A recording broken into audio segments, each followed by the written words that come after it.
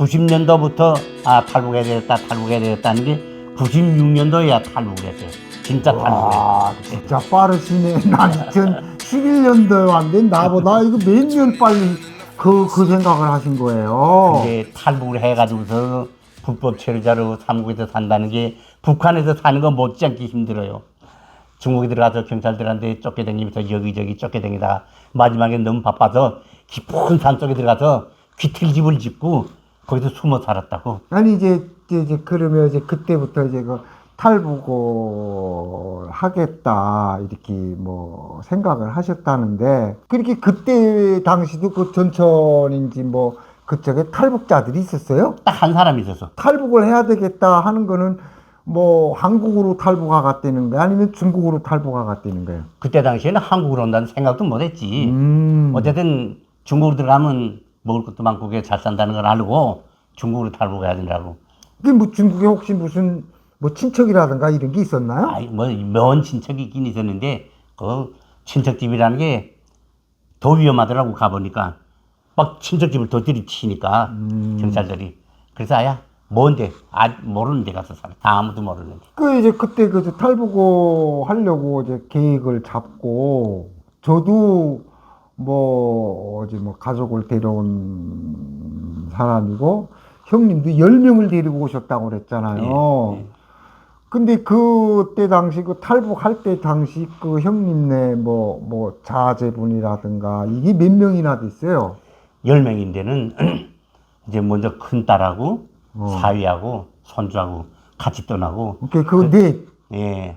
딸네 그다음에 가족 집사람이 또 이제 막내하고 아들하고 그다음 둘째, 셋째 이렇게 거기 또 둘째는 그때 당시에 결혼해가지고 3살짜리 하나 있었다고 그것까지 데리고 집사람이 또 이제 마지막에 탈북했는데 내가 탈북할 때는 일부러 8월달에 이제 정했는데 그 원인이 뭐냐면 가다 먹을 거 없으니까 8월달이 되면 모든 채소가 다 옥수수라도 가서 따먹고 그리고 강냉이도 여물고 그다음에 감자도 주고 그래서 오면서 그런 걸 먹으면서 올 기억을 하고 그렇게 떠나는데 누가 뭐 북한은 통행증이 없으면 아무 데도 못 간다는 거 다 알잖아요.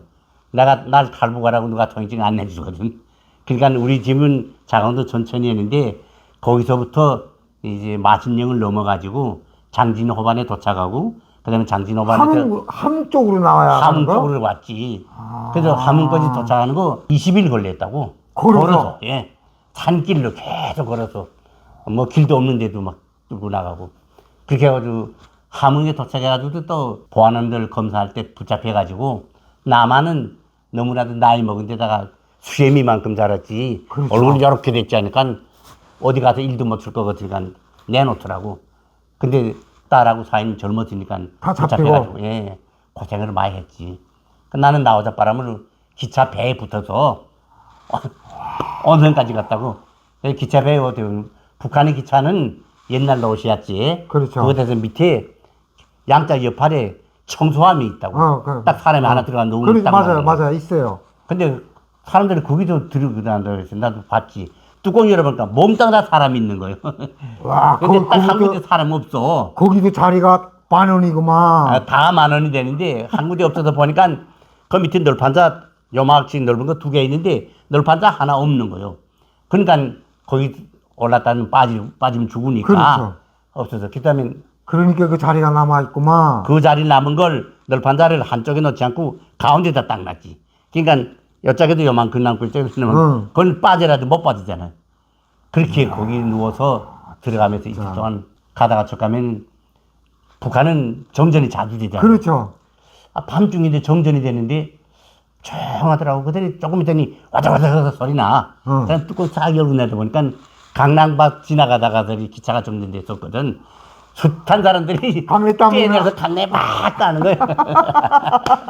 그래도 나도 배고픈 집이라 거기 가서 강내 막 따서 런닝구 여기다 막 잡아줬지. 그리고 와서 날아갔네. 그래서 한 2대 꽤 먹으니까 정신이 왔다 나는 거야.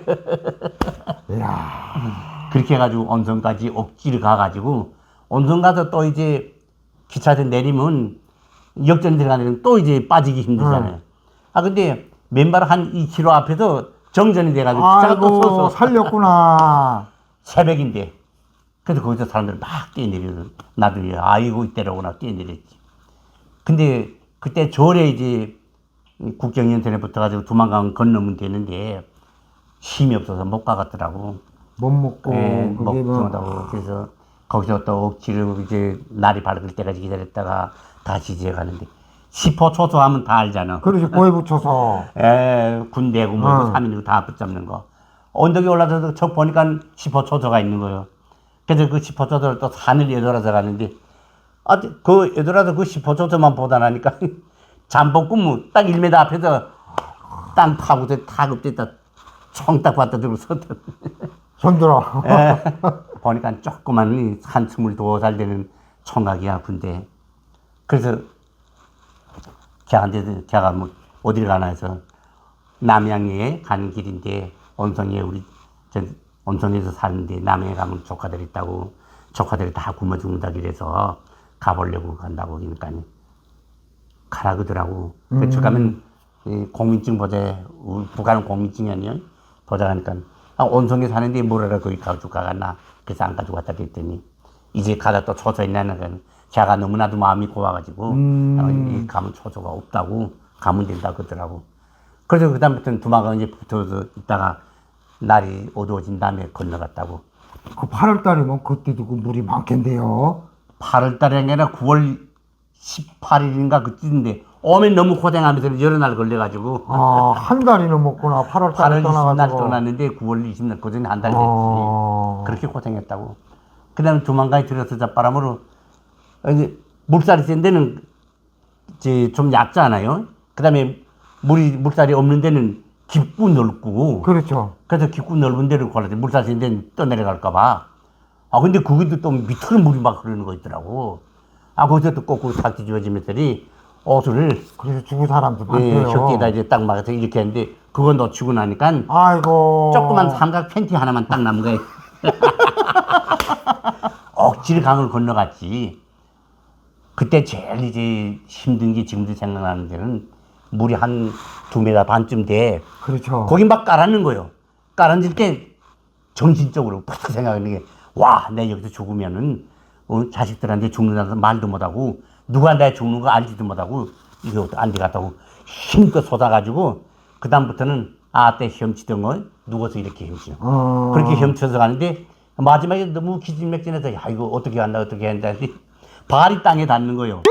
보니까 내가 물이 요만할 요렇게 얕은 데까지 이제 헤엄쳐서 가네. 그 다음 저 일어나 보니까니 막 어지러워서 끄지 못하가서 그래서 소처럼 막 계속 저차 강 옆에 가 붙었던 거예요.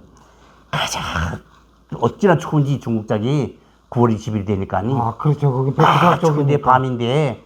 팬티만 입고. 예, 팬티만 입었지. 그 다음에 북조선에 그 경비대 초조대 투광등 막 빛이 내지 하는데 겁나더라고. 근데는 북한에는 장마철에 밀려 내려온 뭐 헌두대기 옷이라든가 비닐이라든가 이런 거 딱 거기다 수거하잖아요. 그렇죠. 근데 중국장엔 뭐 형편없이 많아. 가서 버드나무에 걸려서 비닐 조각이 큰 것들이 활라활라활라 흔들고 근데 그걸 막 주워서 몸에다 감았지. 그렇게 하고선 그 이제 장마철에 자빠진 버드나무 뿌리채를 콱 자빠진 거 거기 들어가 없대서. 그 다음에 한 밤중이 되니까 온몸에 경련이 있더라고. 막 쫄리더니 막 빠져나고. 그래서 또 일어나서 막 뛰고 주물르고 그렇게 날 밝혔지. 그 차림을 어디로 가? 아무 데도 못 가네. 그래서 보니까 중국장에서 젊은 아들이 고무주부 타고 나와서 고기제비 하더라고. 그래서 나도 저 고기제비 하는 것처럼 강 따라가면 어디 가면 살겠다 그런 생각했지. 그렇게 하고선 이따가 보니까 옷들 또 내려온 거 많더라고. 근데 땅에 절반 파묻힌 거. 그렇죠. 햇빛 보는 거는 퇴색하고 땅에 묻혔던 건 세제가 안 하고 얼룩얼룩한 거. 그 제일 색감에 여자 바지 하나 잡아진 게 보니까 여자 바지야. 두만강에 가서 막 빨았지. 아무리 빨아도 두만강이 지금은 맨 모래고 무상광탄에서 나오는 퇴적수 시시미시한 거. 아주 힘들더라고.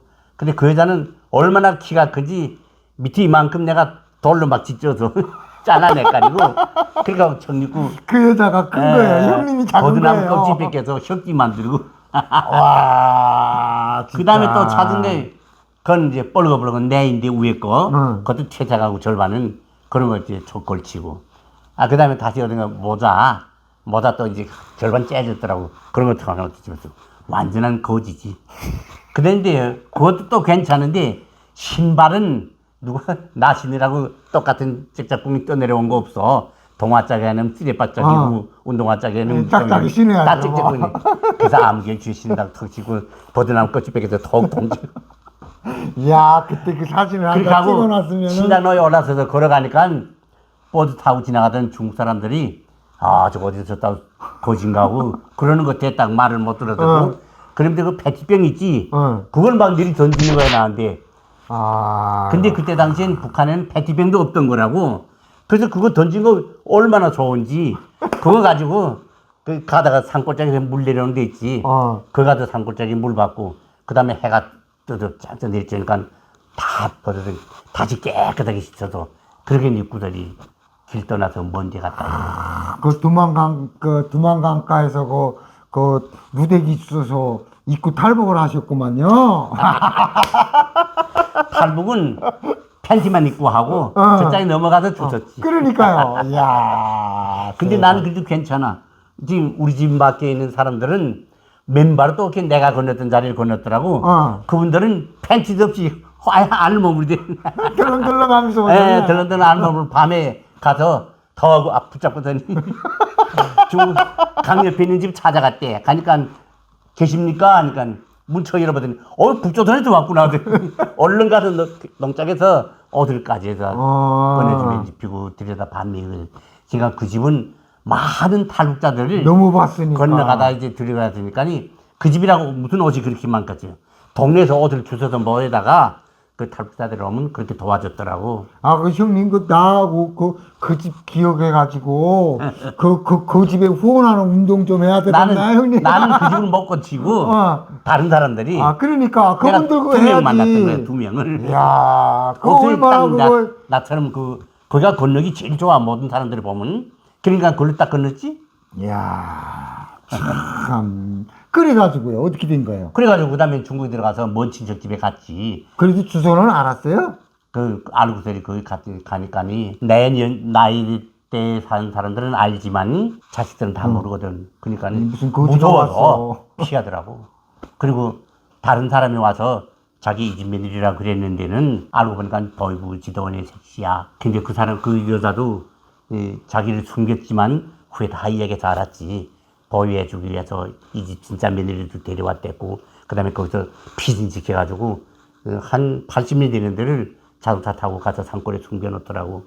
그렇게 해가지고 그 다음부터는 운둔 생활하면서리 북한에서 오면 오는 대로 그렇게 다 극적으로 만나가지고 마지막에 이제 깊은 산속에 들어가서 살게 됐어. 아니, 그러면은 그 함흥에서 그 형님만 잡히고 이제 그 맏따님하고 지금 이술단 그 대표하시는 따님하고 사이는 함흥에 잡혔다고 그랬잖아요. 잡혔지. 그 어떻게 뭐 연락 후에는 무슨 뭐 약속을 하고 그때 그렇게 된 거예요? 뭐 어떻게 된 거예요? 그 함흥까지 가고 거기는 사위가 그래서 군사복무했기 때문에 함흥서. 네.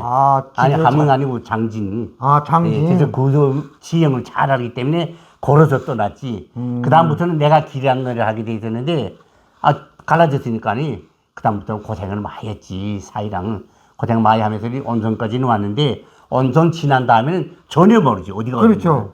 근데 그걸 온 다음에 극적으로 정말 극적으로 어디서 어떤 사람이 산다, 어디서 어떤 사람이 탈북해 왔다. 그래서 가보면 아니고 또 다시 어디서 엄청 찾아 헤맸구만. 네, 아버지를 서로 찾아 헤매다가 극적으로 만나서 뭐 얼마나 붙잡고 그랬는지 몰라 그때. 그래도 우리는 또 이렇게 만났다 돈치더라도 북한에 남아있는 저희 집사람 어린 자식들 데리고 있는데 자기네가 고생은 제쳐놓고 보이부 단련이 너무 심해서 어디 갔냐 자꾸 따지고 어디 갔냐 오면 누구도 몰래 알려달라더니 언제 왜 떠났냐 어디를 갔냐 그 단련이 너무 심해가지고 고생을 많이 했다고 그래요. 그러면 형수님하고도 내가 먼저 중국에 가서 자리 잡을 테니 그쪽으로 어떻게 와라 이렇게 약속을 하고 떠나신 거야? 그러게 그걸 나 혼자 먼저 간다 하면 안 보낼 거 아니에요. 그래서 편지랑 다 썼는데 거기다 이제 내가 그 약도를 다 알기 때문에 또 저희 집 사람은 북한에 있을 때 조사청령대 제도공이라고 아. 지도를 잘 그린다고. 그래서 청량자들이 가서 청량에 오면 그걸 가지고 군사지도 그리는 거예요. 지금도 저희 집 사람이 수표해놓은 군사지도가 북한에 있다고. 아, 아직도 북한 군대가 그걸 쓰는구만. 쓰지, 군사지도니까. 그런 거 있다고. 그래서 그 로정 약도를 메다수까지 내가 다 재서 다 약도를 이렇게 크게 그려놔 장롱 밑에 숨겨놨지. 그래서 그걸 다 봤는데는 아, 지도 그걸 보는- 가지고 떠나지 못하잖아요. 지도 보는 거는 뭐 이거 형수님이 뭐 완전히 도사 같는다. 그러니까 아니 그걸 가지고 떠났다가 붙잡히는 날에는 탈북을 하러 빈다는 다 나타나잖아. 그러니까 그걸 먹다가 머리 잡아 연 거예요. 그렇게 해가지고 저희 집 사람은 아이들 데리고 떠나기 때문에 물을 건너지 못하잖아요. 그래서 얼음이 얼은 걸 건너는데 겨울에 3월 6일 날 건너는데 얼음이 양쪽이 다 풀렸단 말이에요. 가운데만 있고 가운데도 어떤 데는 건물이 막 덤물 알죠. 물 위에 또 물려요.